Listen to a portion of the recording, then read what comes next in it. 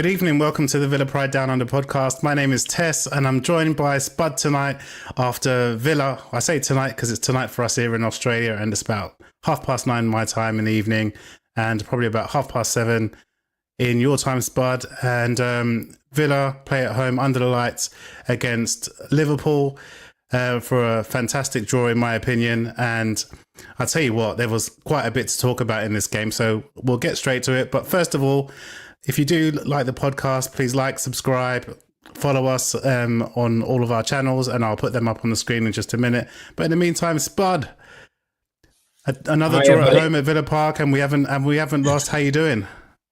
I'm good.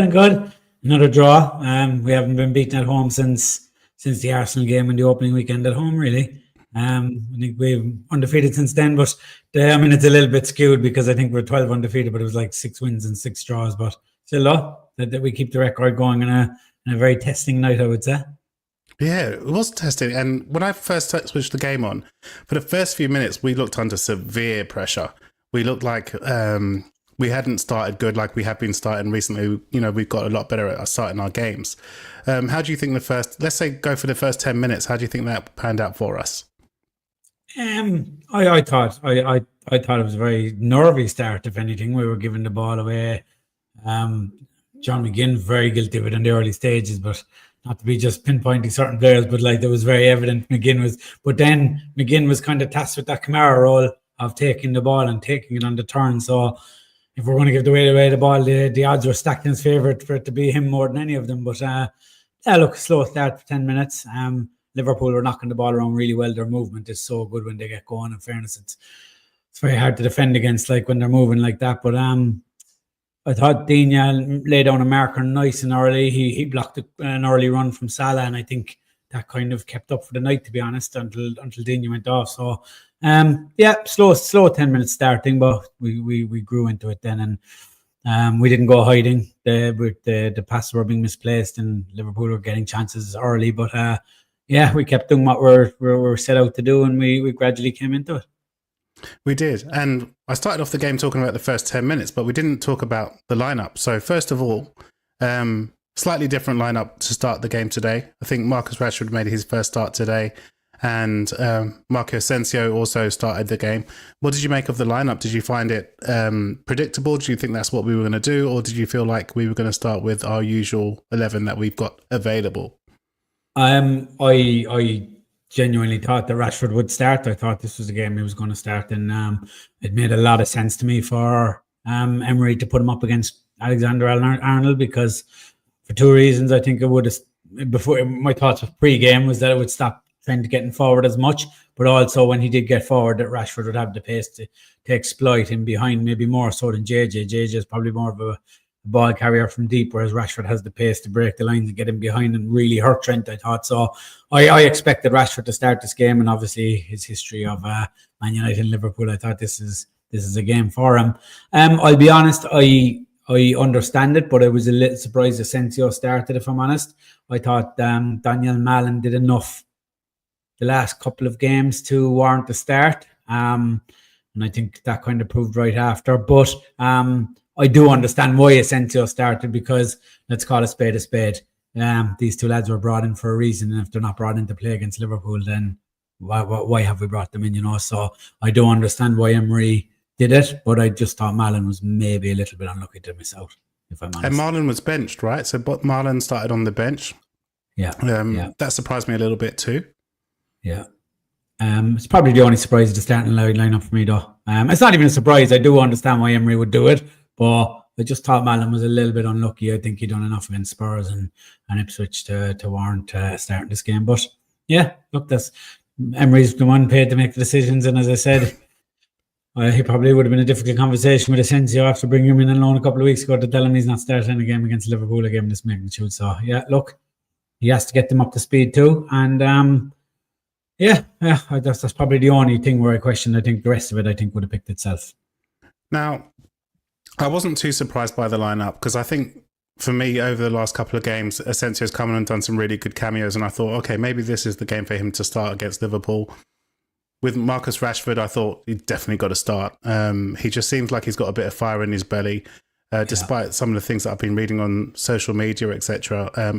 Rashford is settling into the team pretty well, in my opinion. It looks like he's getting used to the good group of lads that he's got around him, and I really wanted to see him start. Really wanted to see him play with that fire in his belly that he's been having, and I think his start was justified. Of course, we brought in Andres Garcia as well, so he was playing at right back, and I thought from the last game that he played, I thought it's good to have him in there at right back, and he's getting used to the way that we play, into the structure of the team. I expected Luca Dean to start as well, Disasi also to start. So Spud, just about half an hour of the game gone, we hadn't had a shot on target. But Liverpool had quite a few shots on target by that time and were looking like they were the stronger team. And then, of course, we make a mistake for the first goal. What were your thoughts on that? Just to touch on first about just not having a shot on target, I actually think that tactically we got it slightly wrong in that first half. I thought Asensio and Rodgers were getting in each other's space, if I'm honest. I think the two of them were dropping into similar positions, and it ended up isolating both, taking them both out of the game, as opposed to having a positive effect. I think Rodgers wasn't able to pick up the ball in the areas he likes to pick in, because Asensio naturally likes to drop in, which is something I think we'll get onto later. But I thought once Malin came on, we actually had a lot more balance in that regard. But yeah, look, I think that had a lot to do with why we weren't getting shots on target. Liverpool also defended well. Rashford, I think, was trying his best, but he kind of huffed and puffed a lot in that first half. Not a lot was coming off from him, but the work rate was there, I thought. So I think that's a lot to do why we hadn't had a shot in the first half an hour, I thought. A lot of our build-up play was okay. Really enjoyed some of the football was really good. We had mistakes going in. Our ball retention wasn't great, probably apart from Yuri Tillemans in the middle. He's probably the only one that kept the ball, was able to keep the ball every time he got it. And then, as I said, I just think that the strikers were getting away. Ollie Watkins had bit. I don't even know if he touched the ball at that point of the game, half an hour in. I remember thinking at one point, is like, has Ollie even touched the ball in the game? That's not his fault at all. We weren't getting into their box. Liverpool had a nice shape, I thought. They have a lovely little midfield there with Gravenberch, McAllister. I'll get on to McAllister later. I don't want to start on him too early, but Gravenberch, McAllister and Curtis Jones dropping in to help them. And I just thought for 30 minutes Liverpool just had more shape about them than we had, and we just weren't keeping the ball. Once we started to keep the ball towards the probably after they scored, actually, to be honest, but we got more of a handle in that midfield, and I think Tillemans and McGinn both kind of started to come into the game a lot, and McGinn was getting his turns right where he wasn't losing the ball. And just before we move on from that, I want to touch on McGinn. Fair play to him, man, because his confidence could have been knocked early, those first two. But he kept going. He obviously, it was instruction from the manager: take that ball under pressure, turn and get us up the pitch quickly. And McGinn stuck at it, and it started to benefit us. I felt so sorry for Garcia with that, because it was a really bad mistake, and it was just a rush of blood, because I actually thought up to that point he was one of our best players. He wasn't our best player. I'd say Tillemans is probably our best player, but at that point Garcia hadn't done a lot wrong, and he'd offered us a lot going forward as well. And look, he could have dropped his head after that mistake as well, and you can't give Diego Jota and Salah that ball that close. Salah had a very quiet game, but he is ruthless. You give him a chance, man. You don't have to give him a second chance. He's a phenomenal finisher once he gets a sniff of goal. So look, we gift wrapped it to them, and it was disappointing. But they showed a character. Like, we didn't drop our head, and even Garcia, he didn't drop his head. He got back into it, got back to the game plan, and I think we kind of can take a lot from that half an hour where we weren't great. We gave away a silly goal, but we showed character after that, massive character. Massive character. Yeah, it would have been easy for him to go hiding, especially Garcia. He's new into the league, playing at home in a big night, and he's only a young lad too. But no, he didn't. He got over his disappointment. You could see he was killing him. He dropped to his knees as soon as he squared the ball after the ball went in the net. But he got on with his teammates, rallied around him, and yeah, look, we know that's one thing about our team, isn't it? You look at our squad of players. And he made that big mistake, and he's a young player, and he's done really, really well since he's come in. But the character of our squad and the character of our team is something to be really proud of, because he made a mistake. I don't think he had that many options around him to help him at that particular moment, and he was trying to. I think you're being a bit kind there, Tester. I spoke to my brother today, and my brother always says, "Stop defending them. They weren't very good." But like I try to players make mistakes, right? Absolutely. And he's made a mistake. But what I was saying is that the character of the players, they all went around him, patted him on the shoulder. It's okay, let's get on with it. And he still carried on, and he did a really, really good job for the time he was left on the pitch. So commending Garcia, I thought he was really good. And we'll talk about it, but I like the way that he gets forward. He's not scared to take someone on and whipping balls into the box, which I think we've been lacking this season. So Villa grew into the game, didn't we? They grew into the game, started to get a little bit more confident with the passing. And after that, come back, and we looked like we could score a goal at any moment then. And then we get an equaliser. How good is it to see an equaliser like that too? And a scrappy corner. Like, we have been lacking that kind of goal for so long. Great finish by Tielemans. Like people say he probably had a bad connection. And I think he done the right thing, drilled it into the ground, gave the keeper no chance. But it was the way we kept the ball alive, because look, any Villa fan knows, like, for the last 20 games, every time we get a corner or a free kick, it's something fancy, and we're trying to overdo it. But it was just a nice ball into the box. Mings kept it alive with a header. I think it was Mings anyway. And then we just caught the bouncing ball, and it was a great finish. And suddenly everything looks rosy and different again, and it's kind of like they're up with their tails. And McGinn had a phenomenal 5 or 6 minutes after that. No, I know Jota nearly went up the other end and scored, but he nearly deflated things straight away. That was a bad miss, by the way, but that was a great ball through from Robertson as well, just cut us open. And Jota, I don't know, you would have put your house on Jota to score there, but thankfully he didn't. But after that, I thought McGinn had a phenomenal 5 or 6 minutes, man. He just blocked. I'd say he must have made 2 or 3 interceptions to stop Liverpool getting any kind of rhythm, and we grew into it. And McGinn kind of knows what he is, so he wins that ball. He's very good in the turn, but when he wins the ball at kind of a standstill and interception, he just gives it to Tielemans and say, right, you take care of it now, He's such an honest player. Like, he knows exactly what his role in the team is. He knows he's not there just to constantly drive forward or look for the long passes. He's there to win the ball, get us up the pitch, and then find the man who's going to make the pass. So just phenomenal, honest footballer, and they're quite a good team, to be honest. Together, McGinn and Tielemans, is a nice balance between the two of them. Now, look, I'd rather always have Kamara there, to be honest, but there is a nice balance between the two. I don't know, what do you reckon?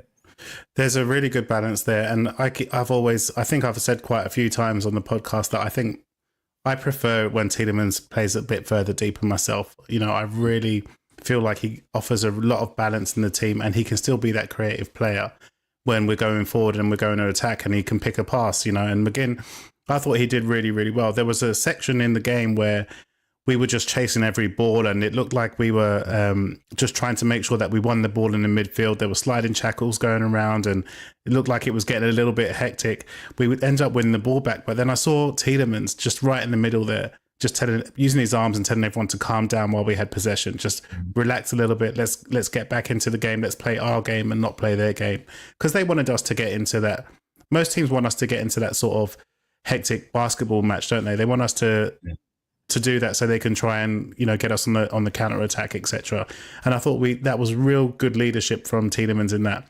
I love the way that he plays when he plays there. And as for McGinn, he just grew into the game for me. I enjoyed watching what he was doing. Sometimes you just don't know about McGinn's pace, because sometimes when he gets hold of the ball and he makes a yard or two for himself, he starts driving forward, and he just feels like he gets this extra burst of pace and takes you like 30, 40 yards up the pitch. And I thought it was really, really good performance for McGinn playing in that position, because he's not often playing in there, is he? He's often playing a little bit wider sometimes, or further up a little bit. So he's coming and been doing a really good job. And I'd probably describe his performance as disciplined as well. He's got to do a job, and he's doing that job and giving the ball to Tielemans, as you mentioned, for Tielemans to go and do that creative stuff that he does. So yeah, really, really pleased with that. Just on that note, Spud, what we'll do is we'll just get a couple of comments in, because we've got a few people who have said hello to us and be nice to say hello to them just quickly before we get on to the second goal. Absolutely. So we've got Melty Shirts here. Says we seem to lack a little bit of composure in transition and final third. Big question is, can we replicate that performance? If we play like that, we should beat Chelsea and start picking up wins. Thoughts on that? Yeah, agreed. I don't think our problem is against the bigger teams. I think the bigger teams aren't afraid of us, so they're a bit braver against us. They'll allow us space, and when we're at our best when we have pace to exploit.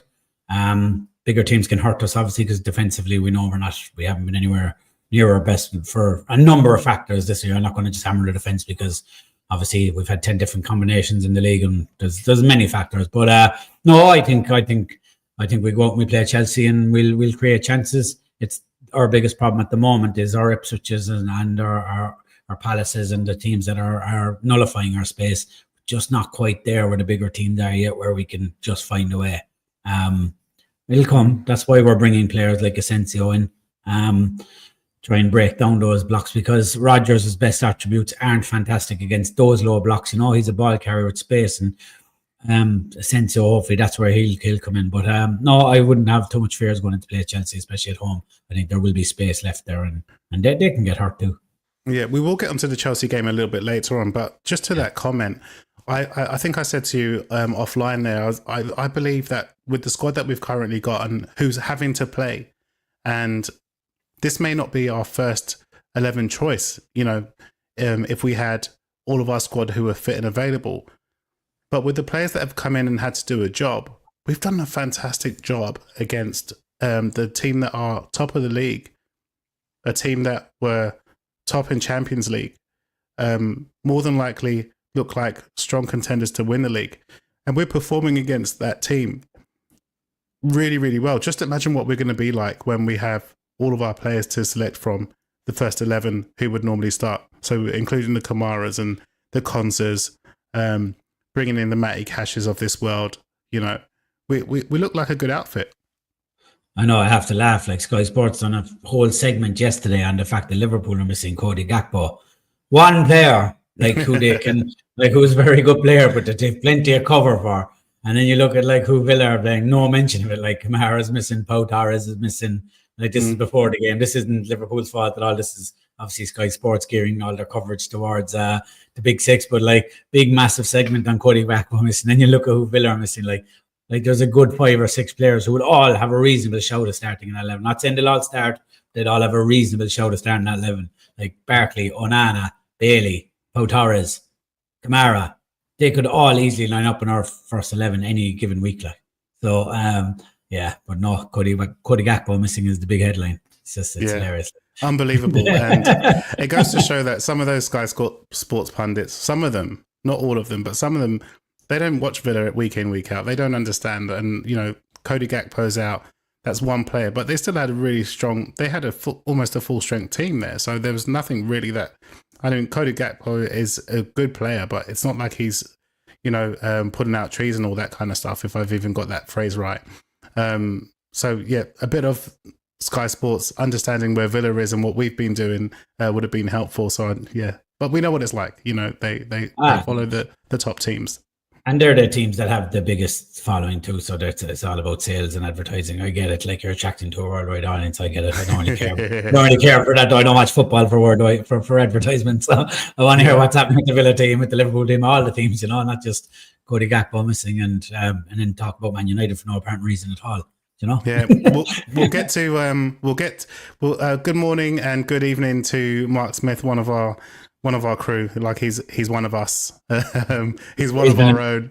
Mark has been a loyal listener to the pod for a long time, and a previous pod we were on before. So thanks very much, Mark. He's been with us for a long time, and I've spoken to him, and I've told him we're gonna get you on here. You're at the games. Would love to get you on, and you can tell us all about the atmosphere, because it'd be really nice to hear from somebody who goes to the games week in, week out to come and share some of that with us. So we'll try and do that in the very near future.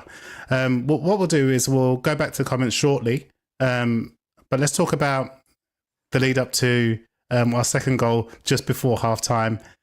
Ollie Watkins with a header. Thoughts? Brilliant goal. Ollie Watkins was heavily involved in the build-up as well, not just the finish. So he was involved, played a little 1-2.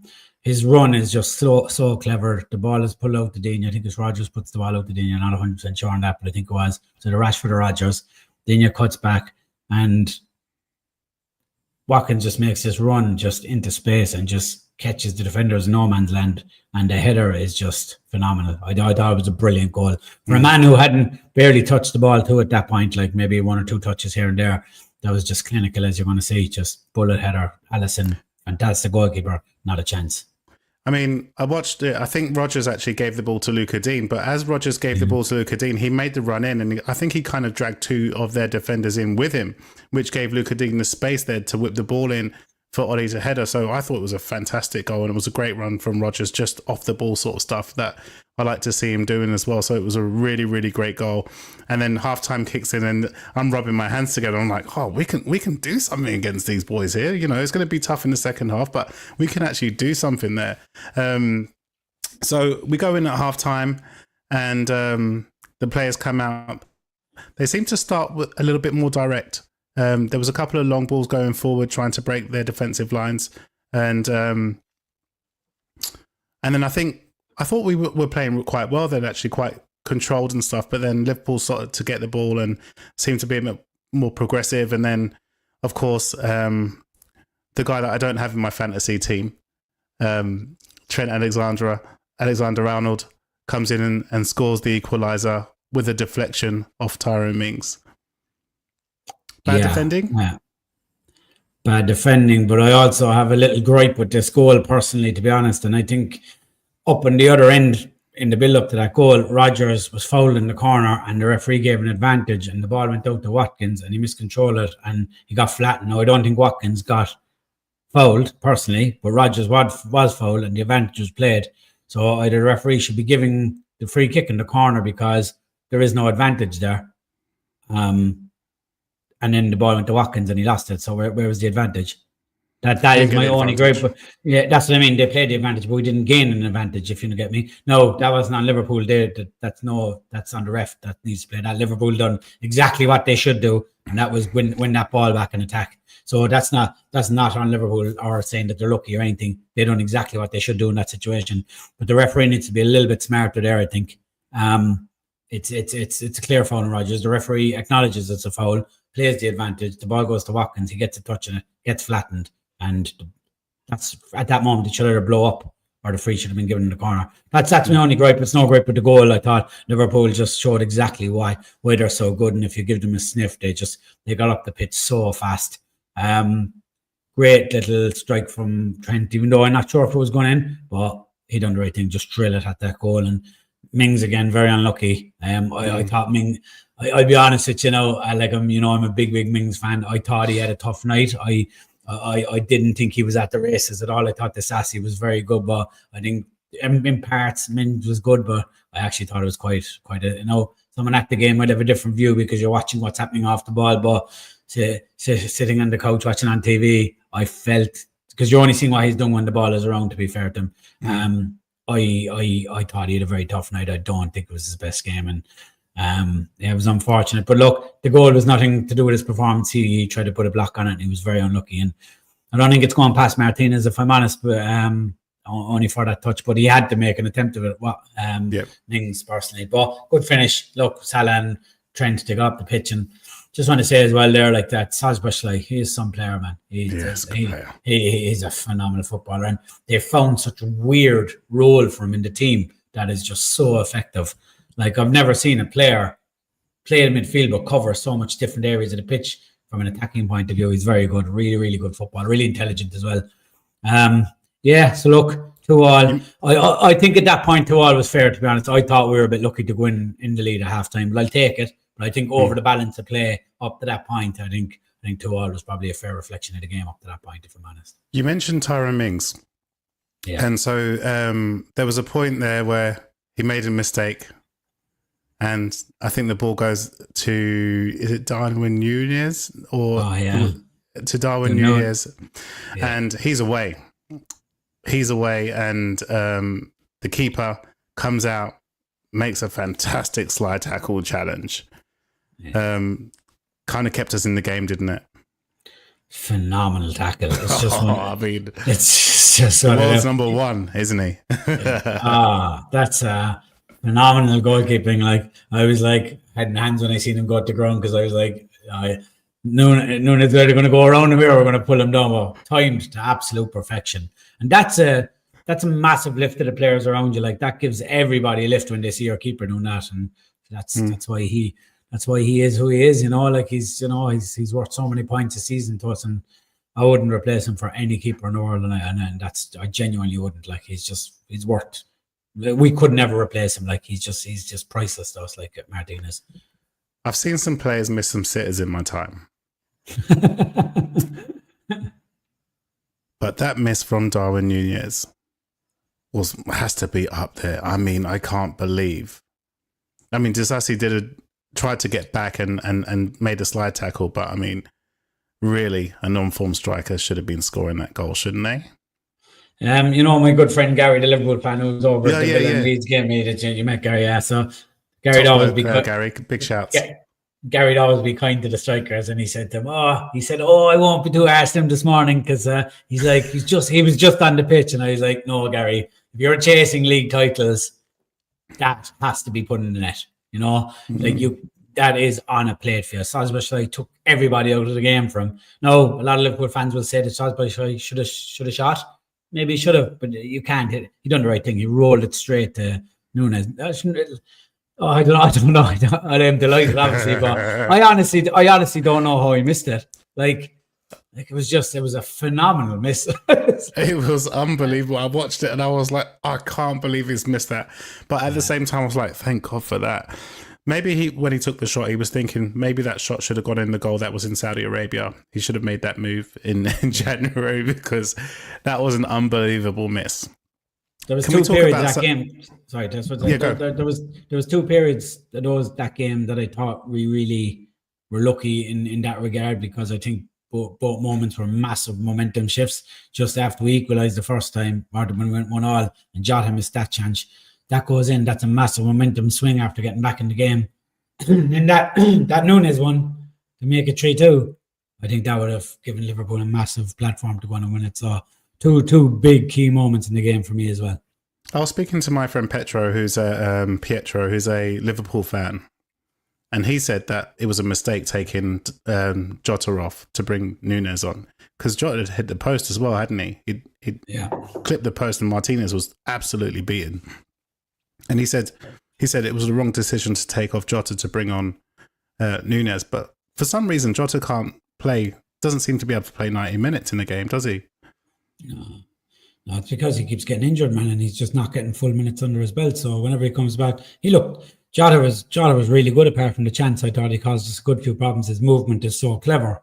But I thought he was tired at that stage. I thought it was the right idea, the right call, to be honest, because our backline was starting to tire a little bit there. And for all Núñez's issues, his pace is like really troublesome. He's given Villa some trouble like over the last few seasons. So even though he's not a great finisher, I think I can understand why he was brought on with the pace at that point of the game, to be honest. I was thinking, and I'm probably being too kind, but I felt like the defence actually did not too bad job in the game, considering Disasi and Tyrone Mings are playing together not often, a lot, mainly in training and stuff, and I felt like they did an okay job. I was a bit concerned about Tyrone Mings because he looked like he had hurt his knee during that game, and I was wondering whether he's going to actually be able to continue in the game. And I don't know whether that's going to cause him problems after this game and before the Chelsea game, but looked like he was battling on to me. So I'm hoping that he's not actually injured again and his knee's okay. Probably got a bit of a bruising on there. Well, he turned into prime Johan Cruyff towards the end of the game doing turns. So I'm hoping he's okay too. Hey, Spud, just we'll wrap this up a little bit in a minute because I want to talk about some finicky moments that really got on my nerves to do with a couple of players. Actually, just one player in particular. But towards the end of the game, game had opened up quite wide. Matty Cash had come on and looked like he was doing all right. We had chances to actually win this game, didn't we? Oh, I think I'm not even being hyperbolic here. I'd say for the last 10 minutes, Liverpool are hanging on. No, I think both teams had the chances to win the game. Neither team deserved to lose the game by the end of it, I thought. But we could have won at the end. We put on serious pressure there the last 7 or 8 minutes of the game, I thought. Morgan Rogers had a serious chance with his little 1-2 with Jacob Ramsey. I thought Malin coming on obviously offered us a lot more balance in that regard. We were able to get Rogers back in the middle where he's more effective. We were able to pull the width. Matty Cash probably able to defend and get forward a little bit more. Garcia was unlucky to be taken off, but he was tired, so I did understand it, to be honest. I thought it was, and also you have to remember as well that Garcia isn't in the list for Champions League, so Emery has to get Matty Cash up to speed as quickly as possible because he can't, after the injury, get him minutes on the pitch because he wasn't, because he hasn't played that many minutes and Garcia can't play in the Champions League. So so I thought that was the right sub. I thought Malin was the right sub for Asensio at the time. He looked really, really dangerous. Ramsey for Rashford. Again, I can't really complain about 70 minutes. Rashford was starting to lose effect in the game. He was getting tired. Of course, he hasn't played much football. So, again, that's a good 70 minutes in the bag for him. But at that point, I thought the last 10 minutes, I thought there was only one team to win it, which is always worrying, though, because that's usually when we concede, is when we're putting on pressure like that, and Liverpool are so dangerous in attack. But no, I thought Rogers probably should have done better with his chance. That chance from Allen at the end, it's hard to even say it was a chance. It was a half chance. He created it into a chance. Phenomenal run. Obviously, as James Wood just mentioned in the comments there as well, James, obviously another great follower of the podcast.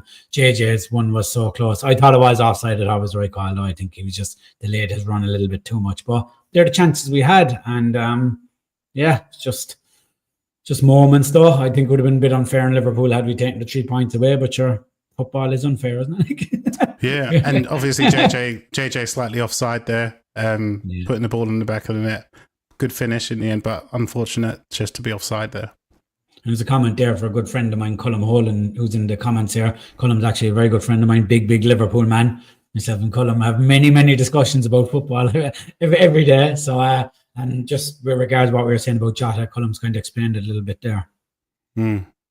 All right, so we will talk about I felt like in the end there, 2-2 was a fair result. I think it's a very good point for Villa, and we're still maintaining that sort of unbeaten run at home since, well, we've only lost one game at home, I think, and that was to Arsenal, if I'm not mistaken. So we're doing a really good job at home. It's still really difficult for teams to come and beat us, and we face the top team in the Premier League at the moment. So, in my opinion, a good point for you. Yeah, good point. Had we beaten Ipswich, I would have said it was a fantastic point, but I would say it was a good point. Liverpool are a very, very good side, and I've no doubt they're going to go on and win the league. I think Arne Slot will obviously want to have won the game, but I think deep down, with his coaching staff away from the players, he'll take that as a very, very solid point themselves, because this is a very busy period for them as well. So I think all in all, both managers will walk away and think, yeah, good night's work against tough opposition. I watched the post-match interview with Arne Slot, and he. Oh, did you? I haven't seen any of it. He felt like on the balance it was kind of a fair result, but over the 90 minutes he felt like Liverpool should have won the game. I didn't agree with that. I felt that we should have actually won the game, but I was happy with a draw. Should we get to some comments? Yeah, go for it, mate. All right, let's see. We got James Woods. There's a few here from you guys, so we'll pop some up and just have a brief chat. Otherwise, we'll just pop them up to let you know, everyone know what you're saying. So whoever sits on the bench is going to be quality. Nice to see players coming on with a positive attitude, and I think that speaks to the squad that we've got at the moment. Emery's got them all buzzing together. They all like each other. You can see it on the pitch. They're a very good unit, and they help each other, which is really, really nice to see. Yeah, 100%. It's definitely a good group of players there, and Emery's building a nice little tight knit unit as well. And of course, I understand what they're saying in the comment there, because it'd be easy for Malin to whinge and after being missing out in the Champions League squad and then maybe not starting last night. But no, he came on and he whether he's coming on to prove a point or whether he's coming on to help the team, whatever his motives are, I'm all here for it, because I thought he was very good, and he showed a lot of attitude there when he came on. And same with Ian Matson. Matson came on for Dania and showed that they want to win. You know, that they know that they can make impact off the bench, and that's something that we haven't had for a long time, I think. Yeah, Mark says Rodgers is wasted out wide. Very different second half when Marlon came on and he moved inside. What are your thoughts on that? 100% agree. Yeah, like I think we definitely had more balance once Marlon came on and kind of got paint on the boots, as they say. And I think Rodgers probably, I would no doubt Rodgers would have covered a lot more yards with the ball in the second half than the first half, and that's solely because he got to go into the middle. He's not a winger. He's not a winger. And him and Asensio just seem to be taking each other's space away from each other. But that's normal. Like, I'm sure, like, Asensio's new into the club. I'm sure they'll work on that in training. And I agree with that comment 100%. Yeah. So Mel T-shirts is saying that can be hard to balance the excitement of our improvement and reality that we're still in project progress. Probably victims of overachieving last year, but need to stay behind Unai a long time. With that comment, I don't think anyone will be doubting Unai at all. And I can see that we're still building we've still got the project and we're still building a squad. This team, in my opinion, isn't 100% Unai's team yet. I think after the summer, we might start to see, okay, this is the type of player that I'm bringing in. This is the structure we're going to play. And I think the players that we bring in and the players that leave will show next season that this is Unai's team. That will 100% be his own team. And he's had a couple of windows to bring players in. He's brought some loan players in and some very smart acquisitions. So I think it's not quite Unai's team yet. It is his team, obviously, but it's not quite his full team that he wants. There are still some players that have come from previous managers, and he might want to make some of those changes in the summer. What do you reckon? Yeah, no, I agree. First of all, I'd like to say thanks to Milty Shorts. Milty's always very good for reposting the podcast for us on Twitter and whatnot, and always good with comments on YouTube and all that good stuff that helps the podcast grow. So thanks very much, Milty. We really appreciate that. That's for everybody. Every comment, every like, every share does massive stuff for the podcast. So thank you very much. First of all, on that comment, I think 100% I've always said is slowly starting to transform into Emery's team. But just because he's getting the best out of these players doesn't mean these are necessarily the players he wants. And he's obviously been very hamstrung with PSR. And we don't know what his team would look like had PSR not been as stringent as it was. But we're slowly starting to see the transition now and the kind of players he wants at the club. I do think there's going to be big surgery in the summer. I think I'm not going to go into it now. That's for another podcast. But I think there's going to be a couple of fan favourites moved on personally, or people that have been there a while. But look, Emery, you seen it last week. Myself and Ryan discussed it on the podcast last week with the Ipswich game. Emery was tearing his hair out once it went to when Tuanzebe went off, and we didn't really capitalise well enough, and he just almost said, right, I've had enough, pull the people off, Chuan, Rashford and Matson, and he looks agitated on the sideline, Emery, and I think he's got plans for the summer. I think, He never makes excuses, does he? Like, he never makes an excuse when you watch the post-match press conferences, you watch the pre-match press conferences. He never makes excuses that he's got players injured. He only focuses on the players that he's got available, because it happens to every team. Every team has injuries and is part of the game. But you know, you hear a lot of managers who complain and say, "Well, we lost because we've got injuries." You know, he never comes out and says that, does he? Yeah, he says that from day one that he was in the club, he told his players he has a no excuse culture. So he says, I'm never going to talk about referees or injuries, because he said, I expect my players to make no excuses. So the leadership comes from the top. So I respect that. The one thing he did complain about at the moment I seen in an interview during the week there, Villa, because obviously we played this game because Liverpool were in the Carabao Cup final, so that's normal. That always has to get shifted. So that game, that's just how it is in football. If you're playing a team that are playing a final, certain weekend that fixture gets moved. But then when they picked this week, Villa applied to move it to a different week. That it does not the cup final week, but why does it have to be this week?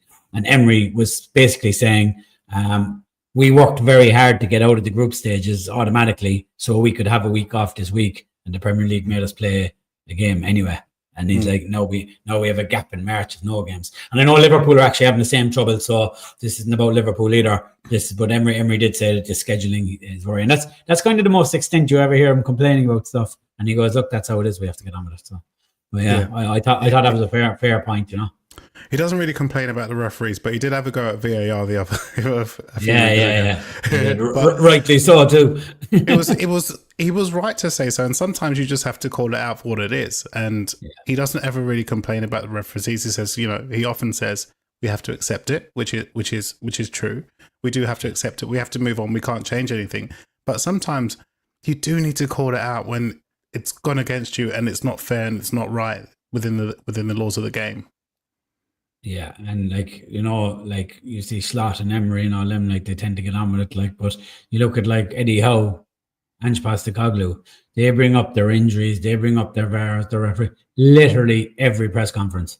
It does not go, and that's why you get so much coverage, Newcastle and Spurs injuries, because their managers constantly focused on that. But I'm glad Emery doesn't do that. Emery, Slot seems to be similar, just gets on with it and kind of, just this is how it is each week. So yeah, I like that. I like that in managers, James mentioned that Nunes was watching tapes of Ronnie Rosenthal. I think I'm just about old enough to remember the Ronnie Rosenthal thing. Wasn't that? Did he miss off the goal line pretty much? Wasn't it? Is that the one? Yeah. Oh my God! Yeah. I tell you what, they were similar. When I saw that, I just I don't know how Nunes has missed that. It was myself and Colin were talking this morning there. I think Nunes will be for the road anyway in the summer. I think the only reason they turned down that Saudi bid, I'd say, is because they're in the running for the league and they needed cover. I'd say Nunes will be quickly packed off come the summer. I'd say. Yeah. Liverpool are a really good side, and I felt like we did a really good job against them. All right, so we haven't got long left, Spud, because like you and me, we both woke up. I woke up at 5:30 this morning to watch the game, and I'm peeling the crust off my eyes and everything to make sure that I can actually see what's happening on the TV. Quickly, should we talk about what we're expecting for the Chelsea game? Yeah. Quickly, go ahead and throw your comments in there as well, as what you think about this Chelsea game coming up as well. Yeah, please give us a few comments, and after we've talked about the lineup, what we think might happen against Chelsea. Maybe we'll get a few predictions to finish off. Yeah. All right. So I think he goes with the same team, pretty much. Only difference might be that I think Asensio might not start the game. I think he might come in as a substitute, and I think Marlon starts the game against Chelsea. The reason I think that is just because attacking forward, when we saw Marlon come on, he's quite direct and he's got a bit of pace about it. I didn't realise he was that quick, actually, to be honest, because I haven't seen him play in any other leagues. This is the first time I'm sort of really seeing him play, but he looks pretty quick, and he's been I want him to score a goal.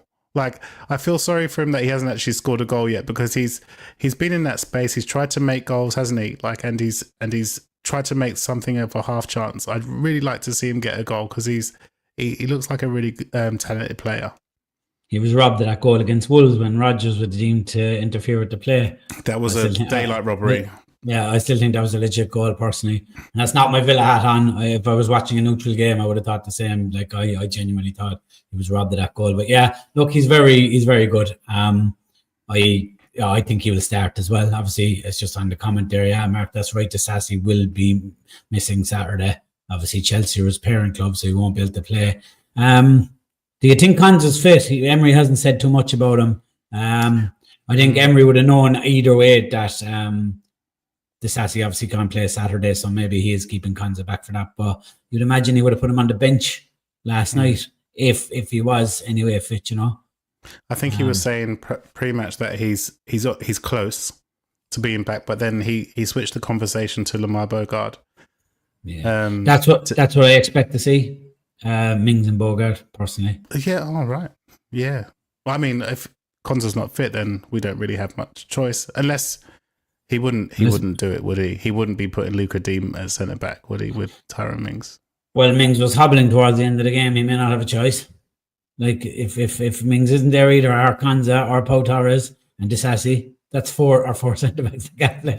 I don't think who else is going to play there unless Onana comes back. But Onana hasn't kicked the ball in probably 6 weeks, is it? I think he said somewhere in media that he's about 2 weeks away. He said he's working hard and he's about 2 weeks away. No. I don't think you have any choice but to play Bogart and Dina there. So if Mings isn't going to make it, maybe we might finally find a place on the team for Robin Olsen. Big man at the back.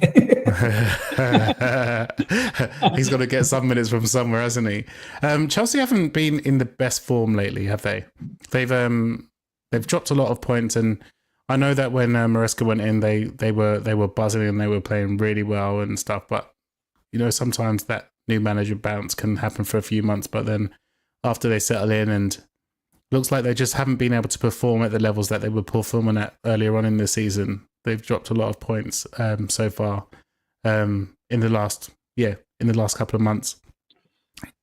What do you think Villa's chances are against that current team? At the moment, very good. I've watched a fair bit of Chelsea the last couple of weeks. They had 70% possession against Brighton and didn't have a shot on target. Maresca doesn't seem to have a second ball, like a second plan. Very similar to when Gerrard came down. I said this about Ange before. They come down, they have they come to this league, they have game plans. And then top level coaches figure it out after a while and give all the other teams a blueprint. Now, I'll probably regret this and we lose 5-0, but I genuinely don't see too much stress in this game. I think especially now that Nicholas Jackson's after getting injured, he's the spirit of their attack. They don't have a centre striker, and Cuckoo doesn't seem to fit this system at all. No, I don't envision them causing us too much trouble, if I'm honest. No, that's not to say they can't. They obviously have Cole Palmer. Enzo is good on his day. Casado is good in the middle. If we can perform somewhere to the level that we know we can, maybe cut out some of the mistakes we made against Liverpool and perform like we did against Liverpool, I think that beats Chelsea at Villa Park, if I'm honest. And that's just not Villa hat on. I haven't been impressed with Chelsea. They look really good just before Christmas there, and I think they were 2 points off Liverpool. And they've just been on a dire run since. But sorry, I was just going to say, like, if Cole Palmer doesn't produce, they struggle a lot. If he's not on his game and he's the one that's providing and assisting goals and scoring goals, they just don't look like the same outfit, in my opinion. And I don't watch much of Chelsea. Most of the time I watch highlights of them because I'm not going to sit there and watch the whole game of a Chelsea game unless it's one of the ones before the Villa game. Maresca said something about Villa the last time we played them, and he was saying, and I don't know if he was trying to criticize the way that we play, but he was like, well, Emery just sets traps and we just learn how to beat those traps. Won't be the same thing this time. Emery would have learned the way that they play, especially over the last couple of months, won't he? And the game plan might be slightly different. Yeah, sorry, we just lost Tess there. The game plan will be slightly different. And obviously, we're sorry, Tess. We just lost you there for a second. Yeah, you're right. Yeah. You're back now again. Yeah, I was just saying that I felt like Maresca was a little bit, I don't know if the word is disrespectful, in terms of saying that Emery only likes to set traps with his team, and the last time we played them, they learned how to beat that trap. I think this time, our game plan will be a lot different to what we did last time, based on how they've been performing over the last couple of months. Look, we've always been we're a different kettle of fish at home, different prospect for everyone at home than we are away at the moment. Also, that Chelsea team at the time, I think they beat us 3-0. They were flying. They were playing really well. So there was a completely different confidence floating through that Chelsea team. We were away from home. I don't think we'd won a game away from home at that point. So I think this is a totally different game. And two teams are on a different trajectory now. I think Chelsea are starting to look at the teams below them as opposed to the teams above them. And we have to win. Like, we have to win if we want to play in Europe. That's the reality. We're eating through our home games now. We're still sitting ninth. So I think we need to win this game, and Chelsea will feel this is a game they need to win too. So it should be a good game. Do you think we buy Disasi in the summer as the lad wanted to come to the club? What do you reckon? I'm not sure. I think how he performs over the next couple of months will determine whether he's a good enough player. I'll tell you something. There was this section in the game, right? And he's up at left wing, Disasi. In the first And half, he yeah. and he made this beautiful little run, took on their defender, took on, it would have been Alexander Arnold, I think, or something, right on the line, and come in and put the ball in. I thought, oh, he's got a little bit of playing ability here. This is nice to see. I thought Disasi was excellent throughout the whole game. He's very, very comfortable on the ball. I like a lot. I like him a lot. Will we sign him in the summer? Well, I don't know. Like, you read Jacob Tanzwell's article about it at the time when Disasi signed, and they said Emery was offered alternatives, and he basically turned them down. Said no, he's very specific in who he wants to sign, and he pushed really hard for Disasi. And Disasi, obviously, we know, turned Spurs down twice to make this move to Villa. So yeah, I think obviously it'll depend on the next couple of months, but it looks like it could be heading for a permanent. There's no deal in place according to Jacob anyway at the moment. There's no obligation or price in play, but let's see how it plays out. Yeah, I'm sure hopefully it'll be a deal that seems to suit both. And not being funny or nothing, but who wants to go and play a relegation battle at Spurs when you can come to Villa and you still got an opportunity to play Champions League football? Absolutely. SMD, how you doing? Thanks for joining us, and nice to see you in here and making a comment. Good going, lads. Ollie, lovely goal last night. Lovely run onto box, pass and go. Some of the transition play that we were doing and the interplay that we were doing this morning was really, really nice, and it's been happening over the last couple of games, especially since the new signings are coming. That's really nice to see now, isn't it? Yeah, 100%. Yeah, like there was a lot of positives today from that game. You can see how Emery is trying. He keeps talking about this is our new way. So hopefully our new way is quick moving the ball fast, and hopefully our new way isn't constantly conceding goals. But once we get all our defenders back, I'm sure we can eradicate that. But a lot of positives from the football we played.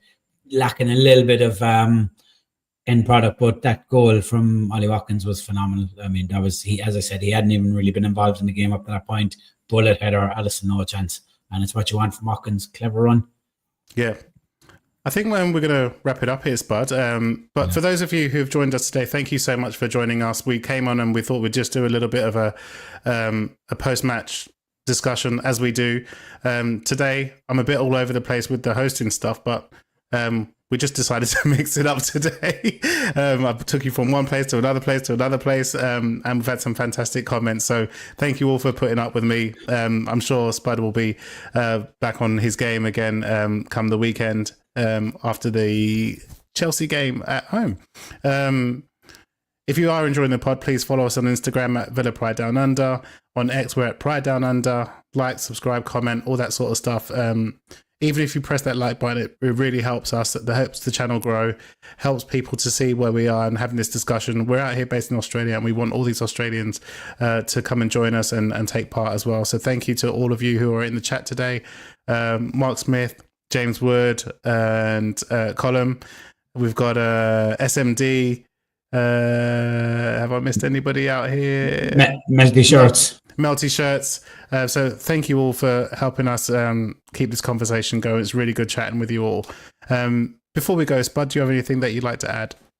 Yeah, just thanks everyone again for jumping on and watching the live podcast again. It's been really good for you all to get in, and it's good to have that interaction with the comments. I would say if you are watching on the live YouTube, hit that follow on our page, and also on the live YouTube X. Just jump across to YouTube and hit the subscribe button for us. It doesn't cost anything. Even if you're not going to watch it on YouTube, just hit that subscribe really helps us grow. Hit that like. It doesn't cost anything, but you wouldn't believe how much that helps grow. And just even by hitting the thumbs up on the episode, and tell your friends. Tell your friends about the podcast. We love having people from the UK, Ireland, Australia, everyone, and yeah, we'll be back. And Tess, you've done a phenomenal job at the hosting today, mate. Do you know what we didn't do? We didn't do scores. Whoever's in the chat right now, give us your scores for the Chelsea game. Let us know. Oh, and if you want to be extra special, give us the goal scorers as well. That'll be You good. you want I mine want yours first, first, though, Spud. Yeah, please. I'm going to go 3-1 because we always concede. And so 3-1, I'm going to go Watkins 2 and Malin. Yeah, nice. Yeah. We always do concede. I was going to go a little bit more. It would be nice to have a beautiful clean sheet at home. I'm going to go with a 2-1 win for Villa. I'm going Rashford and Rodgers to score for us. I hope you're right, mate. I hope you're right. And James just wants a clean sheet. He hasn't told us what the score will be. He just wants a clean sheet. So I'd imagine he just wants us to win. Yeah.